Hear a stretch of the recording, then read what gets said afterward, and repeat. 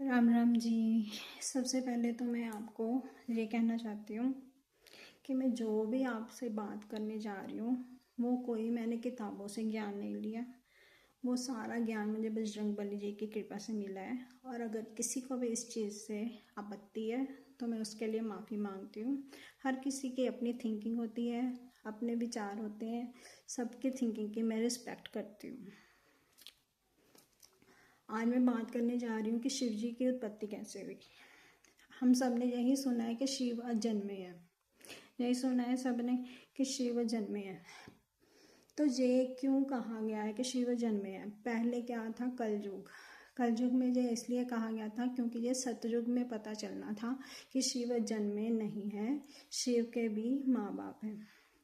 ठीक है, तो अब मैं आपको शिव की उत्पत्ति के बारे में ही बताने जा रही हूँ। ठीक है, तो मैं ये कह रही हूँ कि जैसे हमने सुना है कि हर माँ के पेट से ही बच्चा आता है, इसी तरह शिव भी माँ बाप से ही आए हैं। और वो आए कैसे हैं उसको मैं डिटेल में आपको बताना चाहती हूँ। तो सबसे पहले हमें पता है कि दुर्गा माँ जो है, नव दुर्गा माँ जो है वो सबसे पहले आए हैं। वो तो है सबसे पहले, ब्रह्मा विष्णु महेश से पहले नव दुर्गा माँ है। ठीक है, नव दुर्गा माँ ने अपने अलग अलग रूप प्रकट किए। पहला रूप, दूसरा रूप, तीसरा रूप, चौथा रूप, ऐसे सब रूप अलग अलग हुए।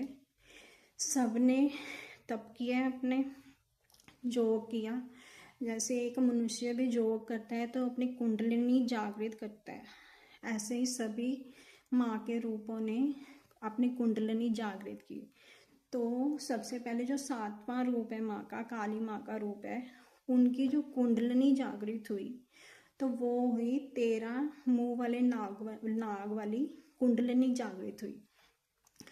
उसको हमने सुना है ना कालिया नाग, तो वो कालिया नाग ही काली माँ की कुंडलिनी है। कालिया नाग का मतलब क्या है? काली या नाग, मतलब काली माँ नाग के रूप में उनकी कुंडलिनी है।